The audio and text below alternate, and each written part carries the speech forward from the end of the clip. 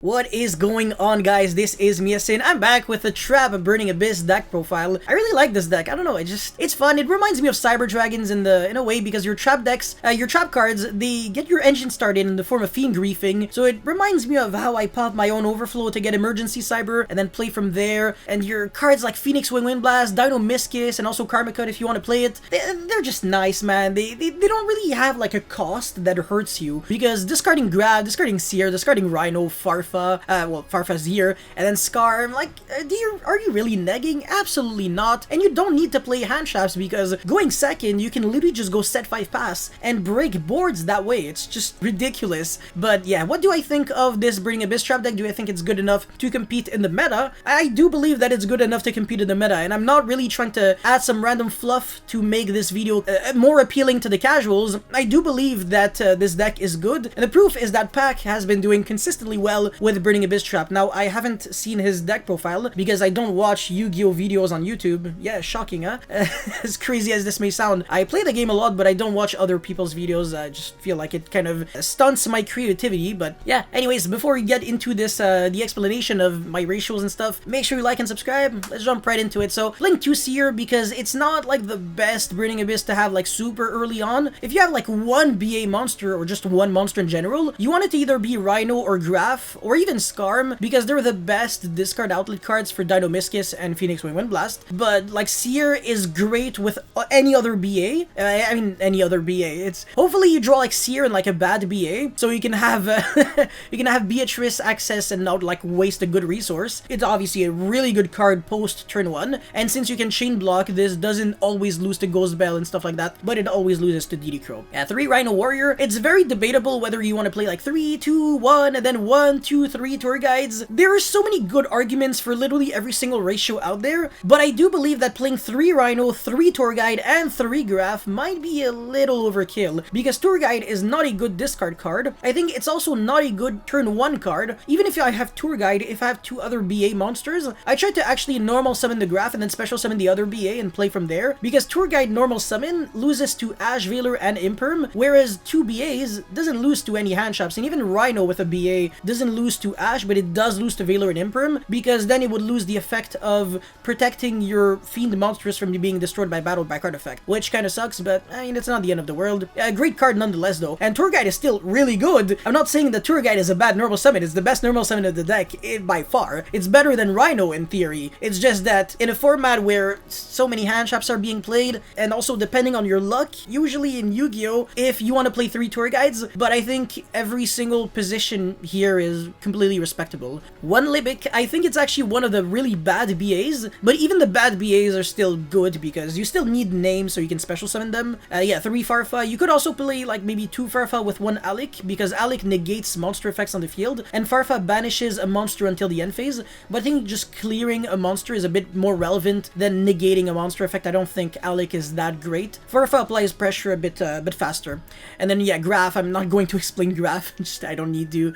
Same thing with Skarm, but I guess maybe people could be wondering why am I playing 3 Skarm, not just like 2. There's no Orbital Hydrolander, so there's no like benefit to playing less copies, but at the same time, again, since you're playing discard cards, you want to see your good BAs that get your engine started ASAP. That's why Rhino is a 3 and Tour Guide isn't, because Rhino is good to discard. So even if you draw 2 Rhino, one of them is a normal summon, and then you make, you know, a rank 3 using it, and you detach the materials so you get Skarm, and then the other one would be kept in your hand for the discard cards. And then I'm playing 1 Badjack, I think, and I said I think Pack is playing 3, just because my friend Simon told me that he was playing 3. I'm not 100% sure, because like I said, I haven't watched any of his videos, but yeah, I mean, Badjack, it's a card that you don't really want to draw like at all, unless you're drawing like discard cards. I don't play Linkribo, Relinquished Anima, El Mirage and stuff like that, so like yeah, if I do draw this, I'm going to probably either have to set it or just keep it in the hand so I can use my discard cards. But obviously if I don't draw this, then Fiend Griefing is overpowered, because I can shuffle back a card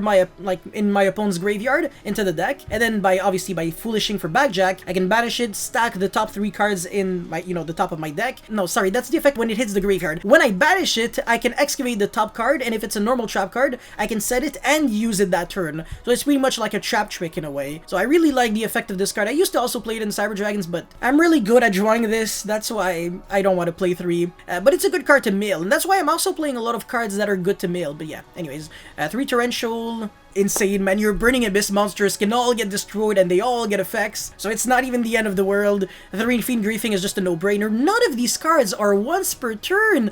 Not a single trap card in my entire deck is once per turn. I can draw 5 trap cards that are pretty much identical and I'll use every single one of them. 2 Phoenix Wing Blast, you can play 3, honestly.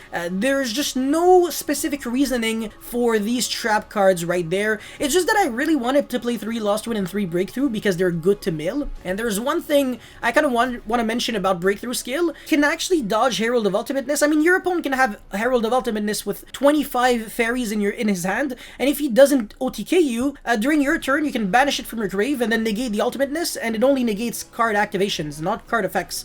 So this is just really good at randomly beating Drytron when you're obviously going first, because if you're going second against Ultimateness, you need Solemn Strike or Divine Wrath. But even if you have these cards, if you're going second, you don't win yet, because your opponent can still make Herald of Ultimateness. So the Breakthrough skill really comes up, well, at least for me. I think it's a good card. I don't think it's a great card. It deals with normal summons, whereas Lost Wind only deals with special summons, but Lost Wind also halves the attack, and I think it negates also permanently. And that has another really cool effect in the graveyard, because when your opponent special summons from the extra deck, you can set it from your grave to your field, but banish it when it leaves the field. If you're under like Lancia and Imperial Iron Wall, you're not going to be banishing anything, which is really nice. 3 Solemn Strike and 3 Divine Wrath. So Strike is obviously the superior card, but Divine Wrath is still a good filler card because it negates monster effects, well, activations, by discarding 1 card, and it's a spell speed 3, so even against like Herald of Ultimateness with 27 negates, I keep mentioning Herald of Ultimateness, but for a good reason, you're going to be able to clear it.